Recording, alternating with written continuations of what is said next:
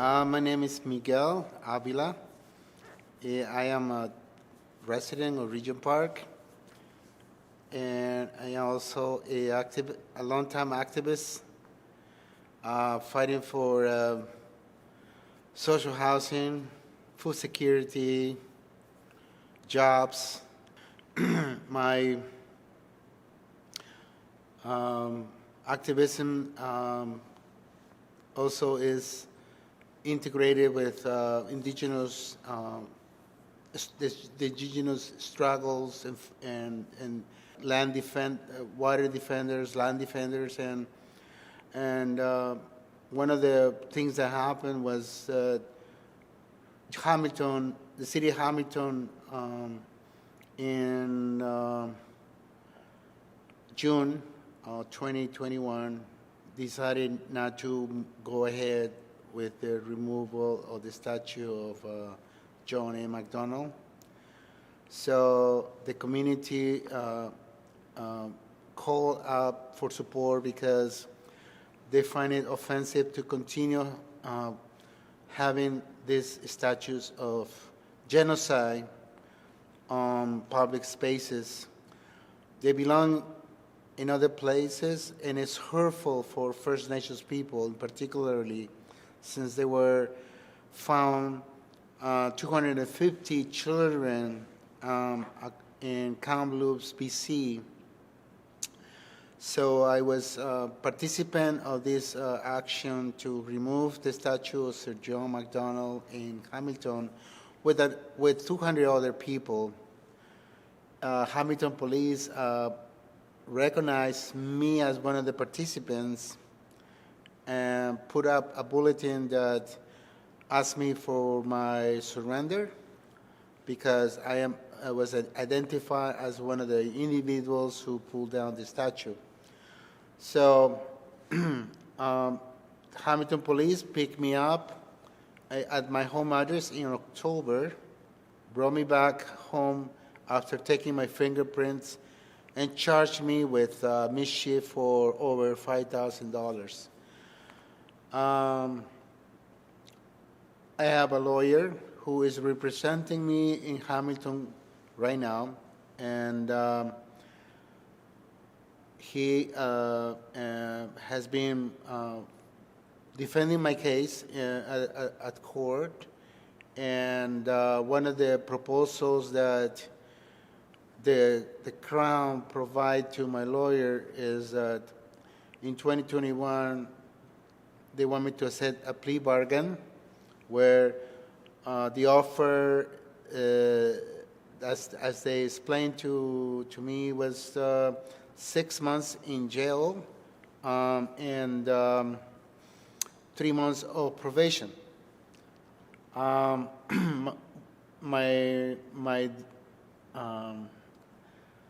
response was, I'm innocent, and you should drop the charges.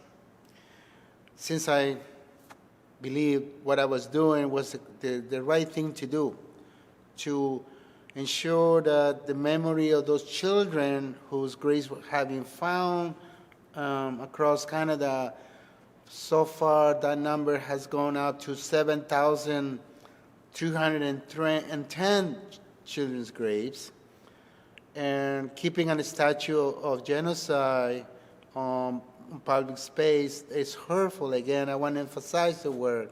It's hurtful for Indigenous peoples. They don't want to relieve the same pain and suffering. So if the city of Hamilton and the mayor of Hamilton are not willing to do anything, well, it's up to the people to take matters on their own hands and choose. We choose to be exercise our rights to civil disobedience. In 2022, the Crown has informed my lawyer that they're willing to provide me with something called diversion program. So it means plead guilty. But the inconvenience of this plea bargain is that it stays on record with the police. As I mentioned, I've been an activist since 2010, and I don't see myself retiring anytime sooner. I will continue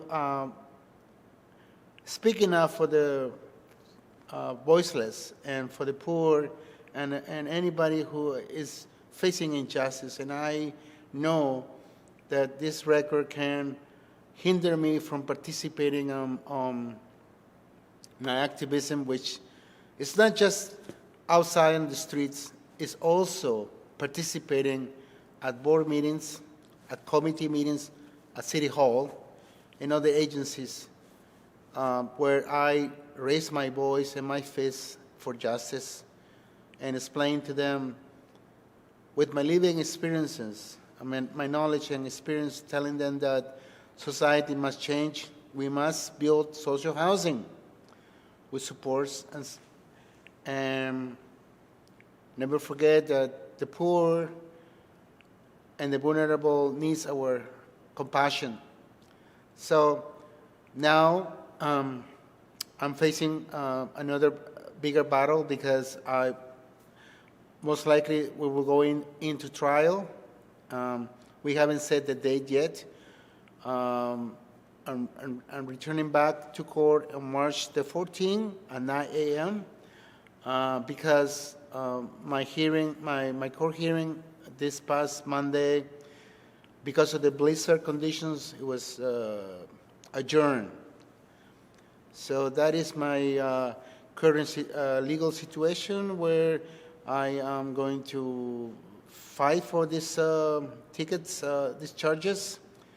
We're asking for the support of the community because this is it's going to be expensive. It's going to take a financial burden for myself. It's a financial burden. It's not covered by legal aid, so I will appreciate if the community can support me. I have a GoFundMe campaign going on, which is doing very well. And I want to thank each and everybody who is donating towards this GoFundMe campaign, because it will go to pay the legal costs associated with my case. This ongoing legal battle, I shall say it's taxing on my life. I haven't been able to sleep well. I suffer from insomnia. I've been spending money, and my doctor will kill me, but she said don't eat too much snacks. But I've been doing the wrong things, like eating out, but mostly my girlfriend, who has cancer, she has to stay home, so she's been enduring this together this last couple of weeks. It affects me. It is not easy to understand how someone who's going through this ongoing situation is, as I say, very taxing on my life. So I am pushing forward. I'm not giving up. I got help from friends, support from friends, and that makes me to have the energy the motivation to continue fighting the good fight. Because I don't see nothing else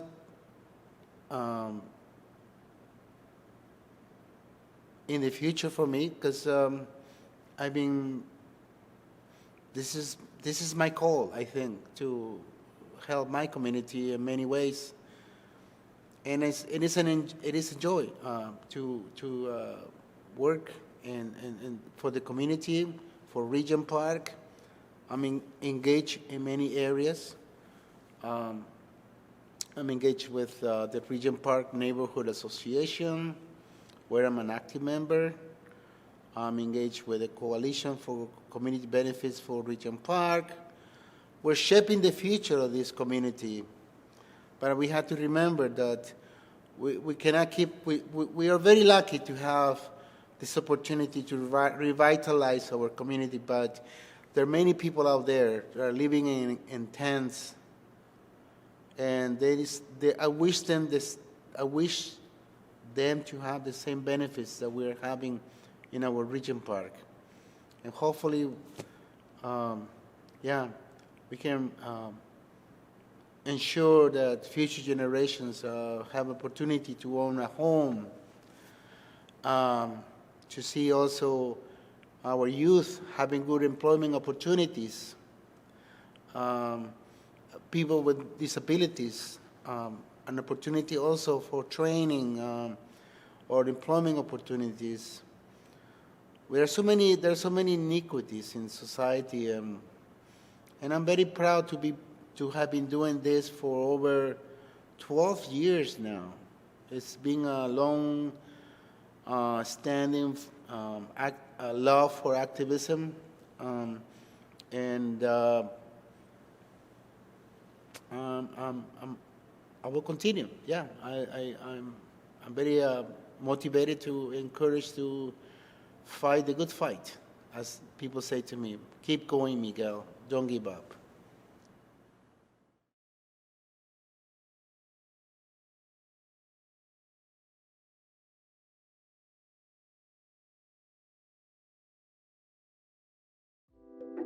Make sure to like, comment, and subscribe. And when you do subscribe, hit the little notification bell so you never miss out on any of our content. If you'd also like more, you can find us on our other social media platforms. And if you want even more, you can look at our website.